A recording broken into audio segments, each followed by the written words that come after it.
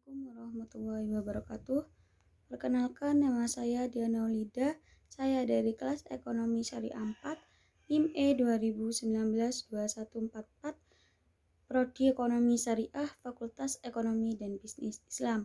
Di sini saya akan menanggapi video yang berjudul tentang ekonomi tertutup dengan kebijakan pemerintah atau disebut perekonomian tiga sektor, yang sudah dijelaskan oleh dosen saya, yaitu Bapak Dr.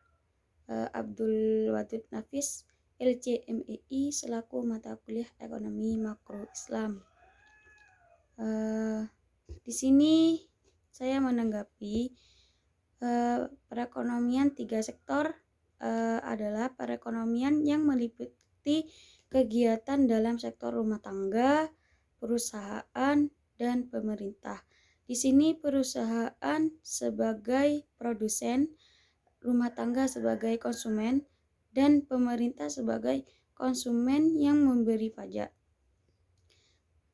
Kemudian campur tangan pemerintah dalam perekonomian menimbulkan dua perubahan penting dalam proses penentuan keseimbangan pendapatan nasional, yaitu yang pertama, pemungutan pajak yang dilakukan pemerintah akan mengurangi pengeluaran agregat melalui pengurangan atau konsumsi rumah tangga. Yang kedua, pajak memungkinkan pemerintah melakukan pembelanjaan dan ini akan menaikkan pembelanjaan agregat. Selanjutnya, aliran baru dalam siklus aliran pendapatan, pembayaran pajak oleh rumah tangga dan perusahaan kepada pemerintah,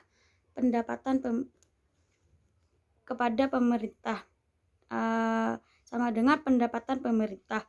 Kemudian yaitu pengeluaran pemerintah ke sektor perusahaan, berlangsung pembelian barang dan jasa yang diproduksi perusahaan. Aliran pendapatan dari sektor pemerintah ke rumah tangga dan industri, yaitu pembayaran atas penggunaan faktor-faktor produksi rumah tangga dan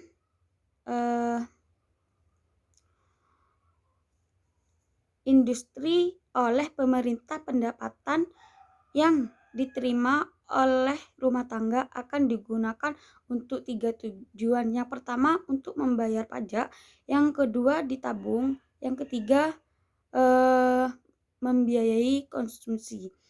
Selanjutnya di sini saya akan menjelaskan tentang pajak langsung dan pajak tidak langsung.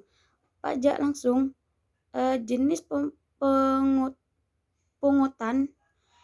Pajak langsung adalah jenis pungutan pemerintah yang secara langsung dikumpulkan dari pihak yang wajib membayar pajak.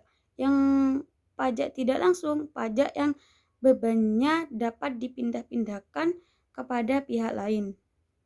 Selanjutnya, bentuk-bentuk pajak pendapatan ada tiga. Yang pertama, pajak regresif.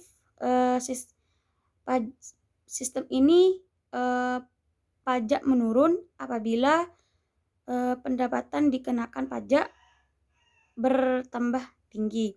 Yang kedua, pajak proporsional. Pajak yang tetap besarnya pada berbagai tingkat pendapatan, yaitu dari tingkat pendapatan yang sangat rendah kepada yang sangat tinggi.